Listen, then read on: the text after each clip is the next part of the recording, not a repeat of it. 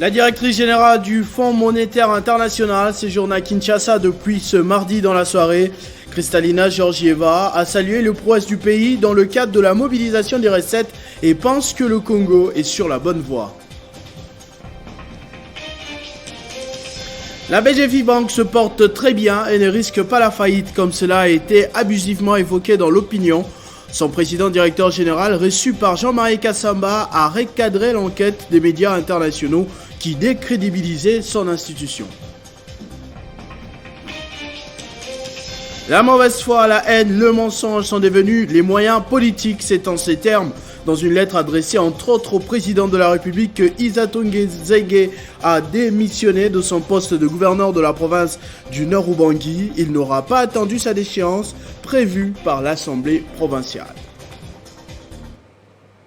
Mesdames et messieurs, bonsoir. Le chef du gouvernement et le ministre des Finances ont échangé ce mercredi avec la directrice générale du Fonds monétaire international, Kristalina Georgieva, sur l'optimisation des efforts en vue de matérialiser les clauses conclues entre la RDC et le FMI. La représentante de cette institution du Bretton Woods salue les avancées enregistrées par le pays qui, selon elle, est sur la bonne voie. Elle l'a également dit au président de la République qu'il a reçu dans une audience télévisée.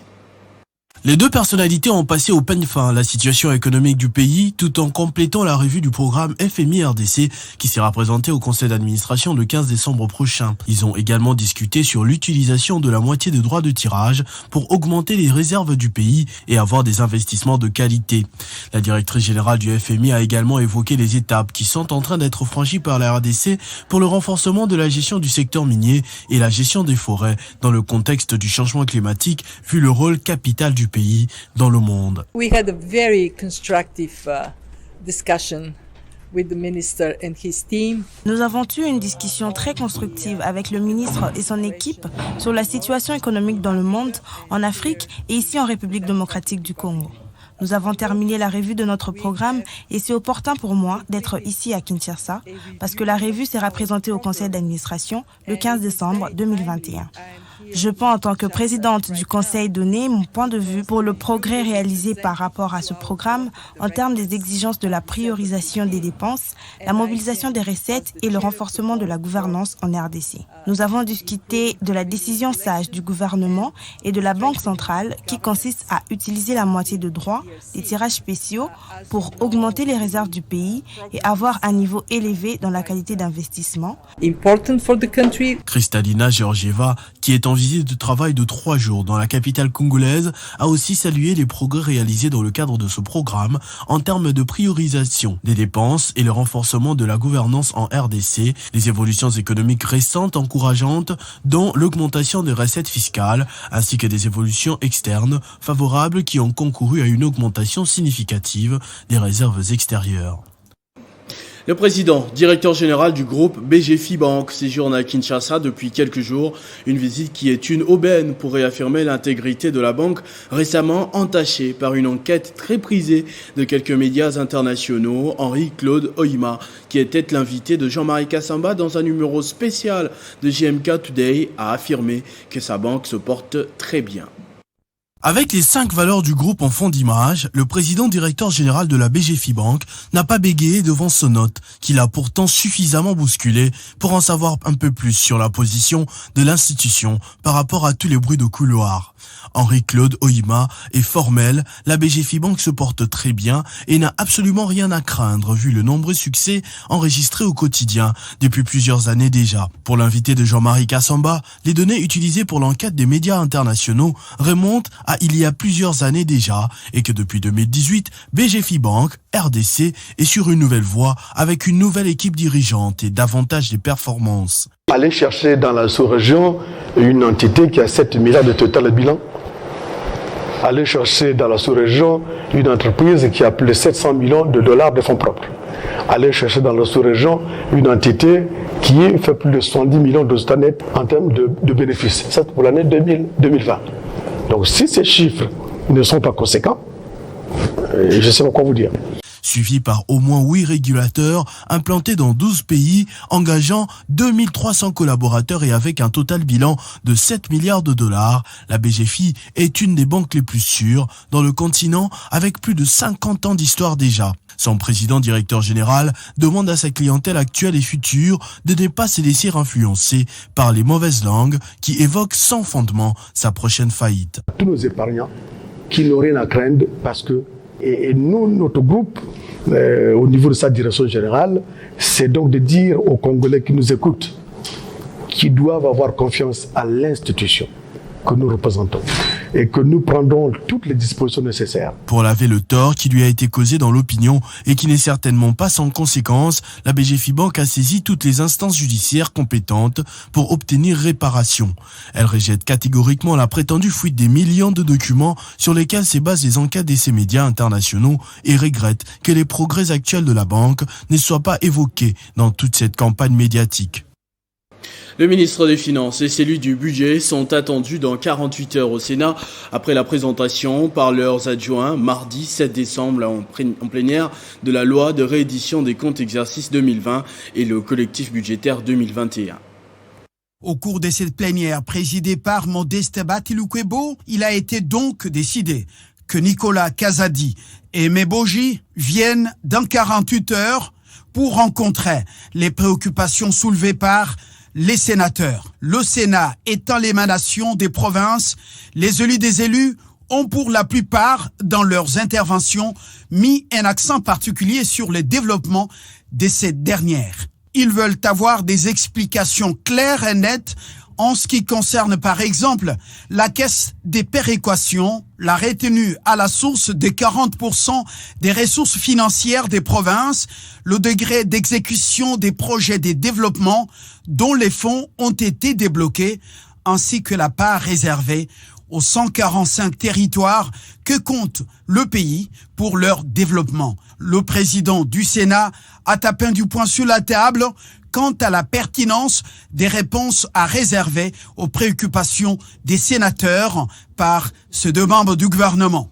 Lorsqu'ils apporteront avec leurs titulaires les réponses, que ce ne soit pas des réponses de complaisance, ils tiennent compte de toutes les observations pertinentes pour que ce ne soit plus un refrain, comme l'a dit l'une de nos collègues, la même chanson, les mêmes recommandations, on reprend la même situation, mettons du sérieux dans ce que nous sommes en train de faire. Il faut noter qu'à quelques jours de la clôture de cette session essentiellement budgétaire, la plénière a décidé à l'unanimité de réaménager son calendrier qui prévoyait en grande partie la matière sur le contrôle parlementaire. Plusieurs questions avec débat ont été renvoyées à la session de mars prochain pour permettre aux sénateurs de s'atteler à l'examen du projet de loi des finances 2022, projet qui traîne encore à l'Assemblée nationale. Lancement des ateliers sur la rationalisation des prix et tarifs des produits et services de santé en RDC. Ces travaux visent à réfléchir sur des voies et moyens pour matérialiser la vision du chef de l'État pour les justes prix des produits et services afin d'améliorer le pouvoir d'achat des Congolais. Au nom du chef de l'État, une série d'ateliers sur la rationalisation des prix et tarifs des produits et services de santé en RDC a été lancée afin de matérialiser la vision de Félix Tshisekedi relative à la couverture santé universelle. Réflexions qui s'inscrivent également dans la poursuite du combat pour le juste prix des produits et services, cheval de bataille du ministre de l'économie nationale, Jean-Marie Kalumba Yuma, en exécution des instructions de la 9e réunion du Conseil des ministres du gouvernement Samalou Kondé. Ce processus de rationalisation permettra de déterminer les justes prix des produits et services concernés et rendra leurs prix et tarifs à la fois compétitifs et accessibles à un plus grand nombre de patients, de sorte que le chiffre d'affaires de ceux qui en font l'offre croîtra en fonction d'une demande plus accrue, voire exponentielle. À l'issue de ces travaux, les experts en santé et différents acteurs intervenant dans ces secteurs vont formuler des recommandations claires pour atteindre cet objectif, d'où Pour le ministre de la Santé, Jean-Jacques Mbungani, la disparité des coûts des médicaments et de prestations des services de santé constitue une grande barrière pour l'accessibilité de la population aux soins de santé de qualité. Pour sa part, le vice-premier ministre, ministre de l'Intérieur, Daniel Asielo, a, dans la lecture du mot du chef de l'État, rappelé son engagement pour la couverture santé universelle. Mon ambition, dans le cadre du programme de couverture santé universelle, est de mettre le patient au centre du système de santé et les citoyens congolais au centre des préoccupations du gouvernement. À noter que le chef de l'État a sollicité l'implication du ministre de l'économie nationale et de tout son gouvernement pour la réussite de ces processus. Ce dernier bénéficie de l'appui de partenaires dont Sanru, USAID et l'OMS. Lutte contre le blanchiment des capitaux. Actualité.cd a, en partenariat avec Ocisa RDC, organisé un nouveau numéro de son émission événement, le News Forum. Cette nouvelle session était axée sur la lutte contre les flux financiers illicites en République démocratique du Congo. L'objectif était entre autres de trouver comment réduire ces délits de manière significative d'ici 2030. La problématique sur les flux financiers illicites inquiète l'humanité tout entière. Pour lutter contre les crimes financiers, les États membres des Nations Unies se sont engagés à réduire les FFI à l'horizon 2030. C'est dans ces cadres que s'inscrit la télé des Actualité.cd et Ocisa RDC, question de lutter efficacement contre les flux financiers illicites au pays de Lumumba. Invité à cet atelier, le porte-parole du gouvernement Patrick Mouyaya a expliqué la position des autorités congolaises dans cette lutte. Je me réjouis de la tenue de cette activité organisée par Ocisa pour faire une attention particulière sur cette question de flux financiers. Vous savez qu'on parle de l'enquête du Congo DAPS, donc ça vient dans l'air du temps. Et donc j'ai eu l'occasion d'expliquer la position du gouvernement qui considère que la bonne gouvernance est un pilier important et que la lutte contre la corruption est une composante essentielle dans le Congo que nous voulons construire. Pour sa part, Jimmy Kandé, ancien gestionnaire et analyste du risque crédit à la BCC, préconise la restructuration de l'économie congolaise. Il faut déjà commencer par restructurer notre économie parce qu'il y a une part prépondérante de l'informel qui fait qu'il y a beaucoup de flux financiers qui ne sont pas contrôlés par l'État. Renforcer la loi qui existe parce qu'elle est obsolète aujourd'hui. Jean-Pierre Passiza Bamba, président de l'ANAPEC RDC, également député national, propose le renforcement des cadres juridiques. Pour l'instant, la CNRF, qui est la structure qu'on a mise sur pied depuis 2004, ne fonctionne pas comme il se doit parce que le gouvernement ne lui a pas doté des moyens nécessaires pour agir. Il est question qu'on revisite également le texte législatif parce que c'est une lutte qui n'est pas seulement nationale, elle est régionale et elle est transnationale. Le News Forum est un événement mensuel qui réunit des experts et acteurs sociopolitiques autour d'un thème d'intérêt général. Honor Ubangui, démission ce mercredi du gouverneur Isato Nzege, colloqué de ses fonctions, pourtant visé par une motion de censure. Ce dernier évoque trop de pression exercée sur sa personne par les députés provinciaux alors que la province éprouve d'énormes difficultés sur le plan financier. C'est le gouverneur du Nord Ubangui lui-même qui a annoncé la nouvelle ce mercredi 8 décembre 2021. Une démission qui intervient après une motion de censure initiée contre lui et son gouvernement provincial. Dans sa motivation, Isato Nzeke Koloke évoque la pression des députés provinciaux et l'instabilité institutionnelle et prie par ailleurs le chef de l'État, Félix Antoine Tshisekedi Tshilombo, qui est le garant du bon fonctionnement des institutions de la République, de trancher. La province du Nord Ubangui, dit le désormais ex-gouverneur, traverse des difficultés financières, mais les députés provinciaux ne tiennent pas compte de cela. Ils veulent toujours faire pression sur le gouverneur.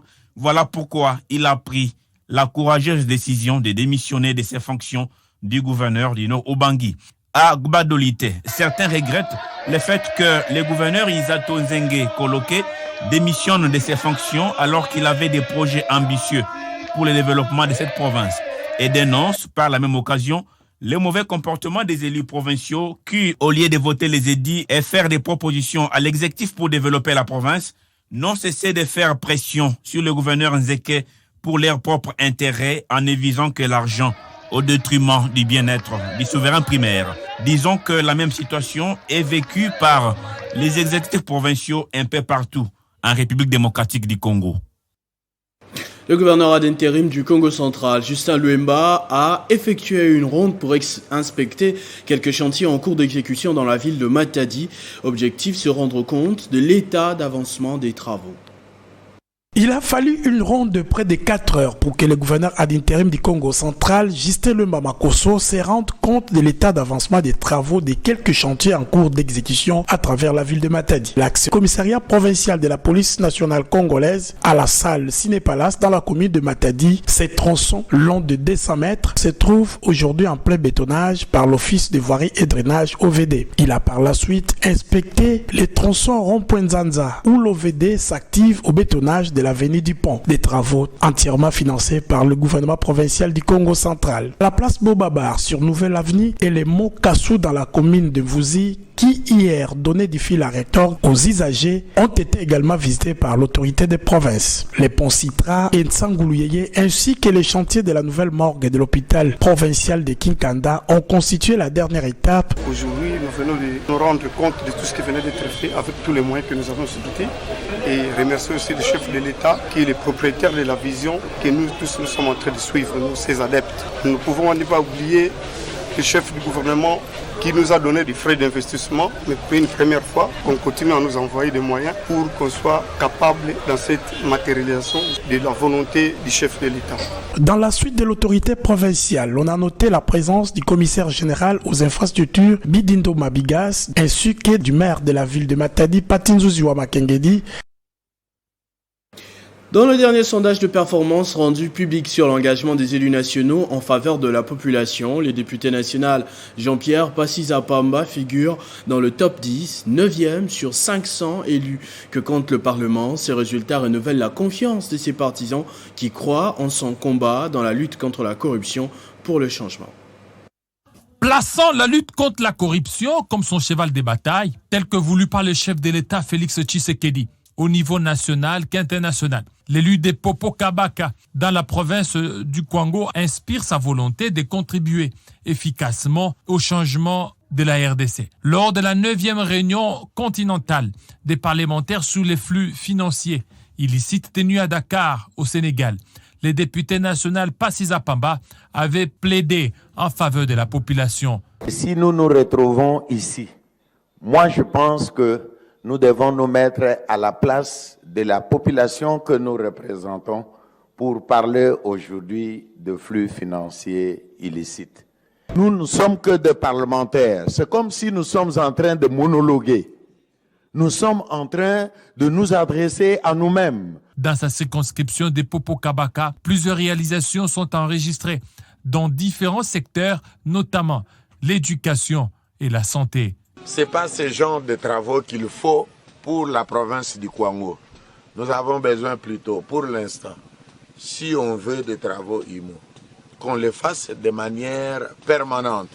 Sinon, qu'on abandonne tous ces engins, qu'on remette les cantonniers, parce que les cantonniers seront payés par l'État. Plébiscité 9e dans le top 10 des sondages des performances des élus nationaux qui plaident en faveur de la population, le député national Passisa Pamba envisage d'autres actions pour renforcer son engagement d'accompagner les efforts des autorités qui prônent le développement durable de la RDC.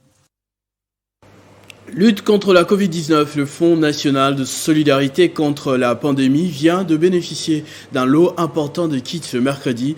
Il s'agit d'un don de la Fondation Orange qui a répondu à l'appel des autorités qui sont à pied d'œuvre en ce moment pour affronter la 5e vague de la pandémie de coronavirus. 100 combinaisons complètes, 50 000 masques chirurgicaux, 3 000 visières et bien tant d'autres matériels de protection contre la pandémie. C'est les dons de la Fondation Orange au Fonds national de solidarité contre la COVID-19. Des matériels destinés exclusivement au personnel soignant qui de plus en plus sont exposés au risque de contamination lors des différentes opérations de riposte. Un acte de solidarité qui va dans le sens d'accompagner les autorités qui font face à la 4e vague encore plus virulente dans le pays. À travers le geste d'aujourd'hui, Orange RDC a pensé au personnel de santé qui chaque jour prend soin de nos populations afin de leur apporter tant soit peu un kit de protection qui peut les aider dans leur travail de tous les jours. Les FNCC, pour sa part, c'est une occasion de rappeler à la population que la maladie est encore là, d'où il faut se protéger. Le geste d'Orange aujourd'hui entre justement dans la ligne droite de ces mesures de protection, dans ce cas d'espèce pour le personnel soignant qui travaille au site choisi pour la campagne de vaccination contre la Covid-19.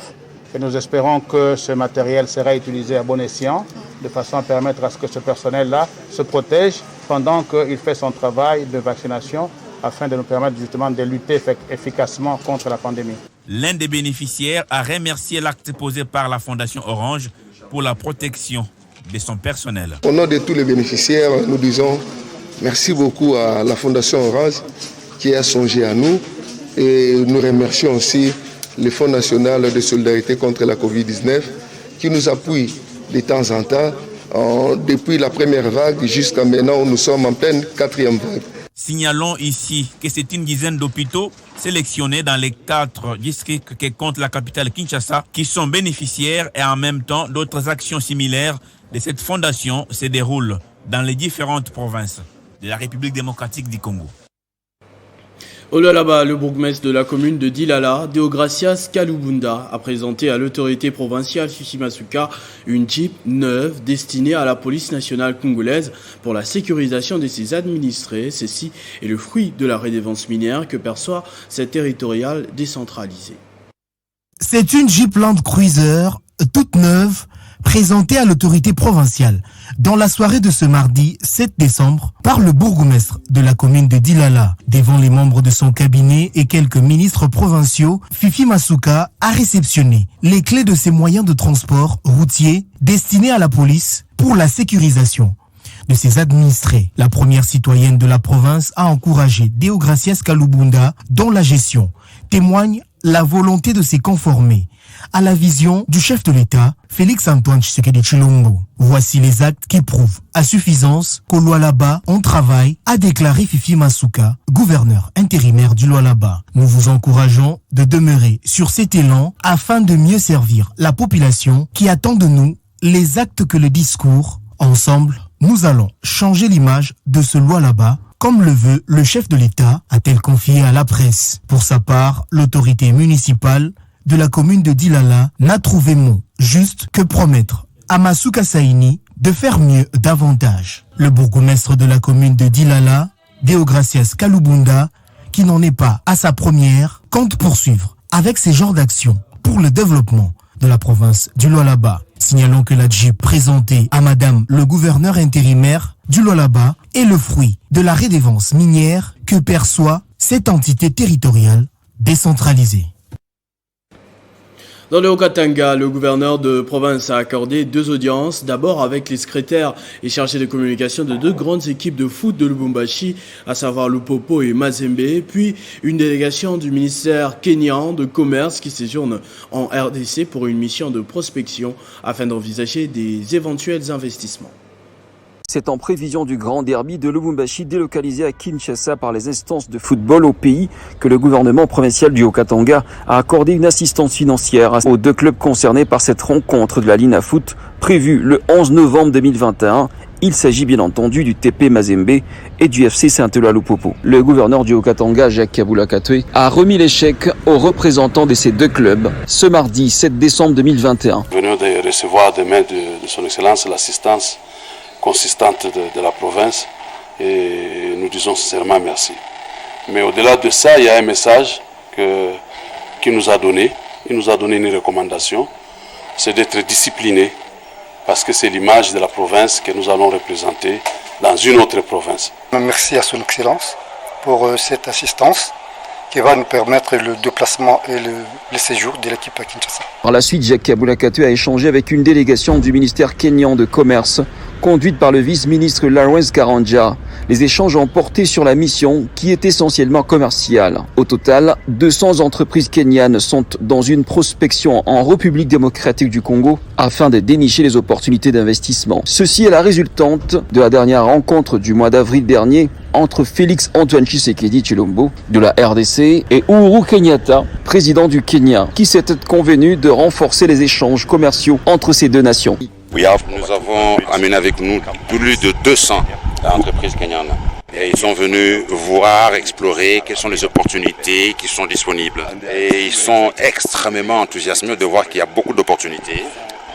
Notre principal objectif est de nous assurer tout simplement que les hommes d'affaires du Kenya et de la RDC sont interconnectés.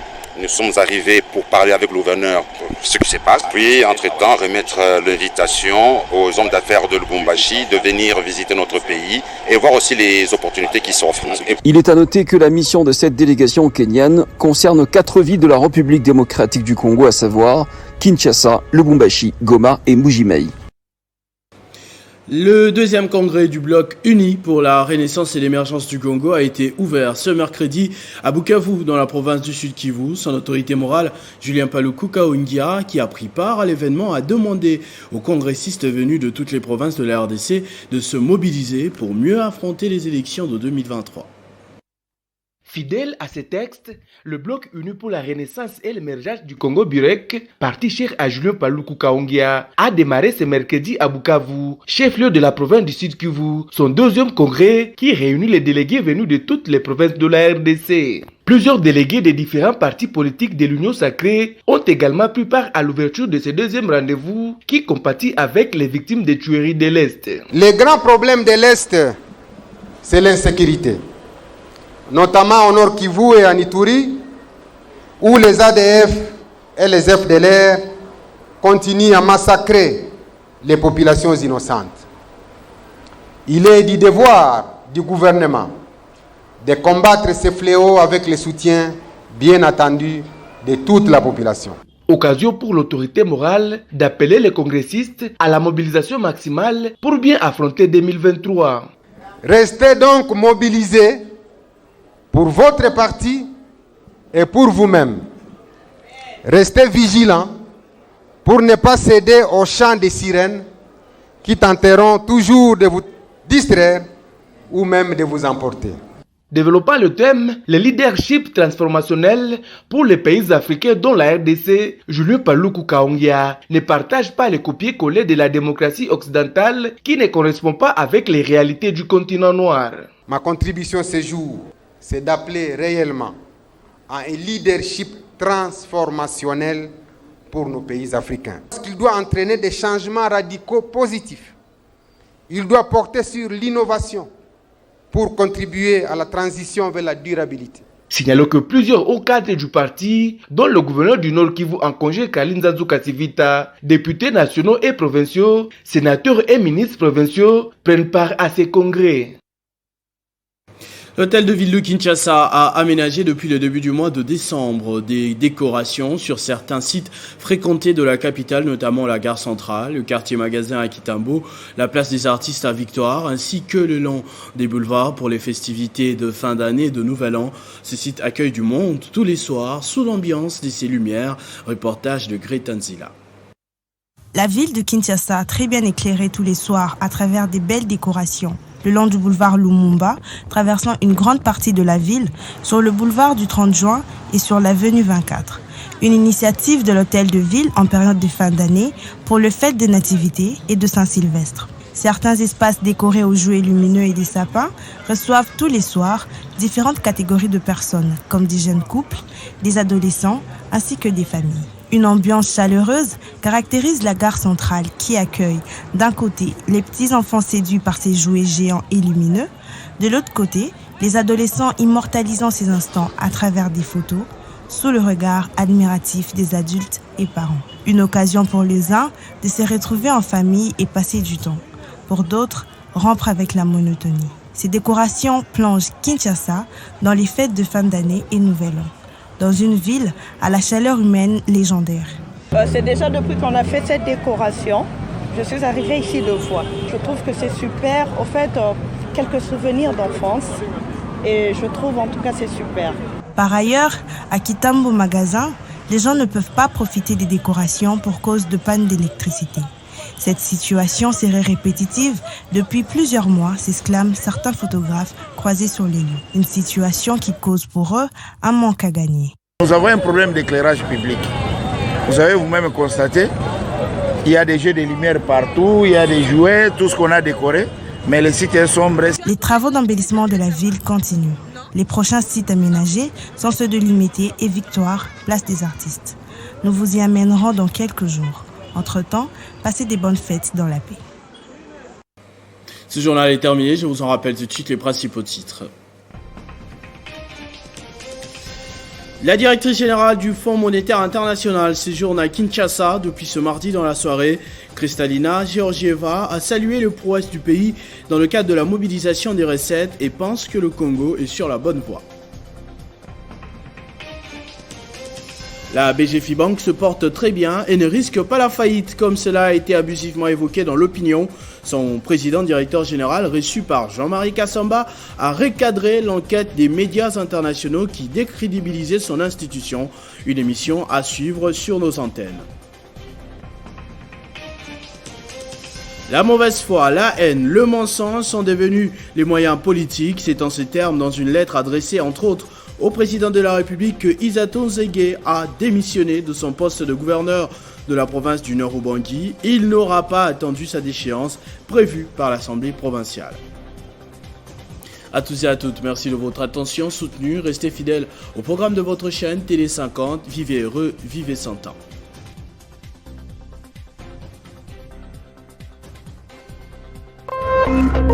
Téléchargez les infos Télé 50 sur www.tele50.cd.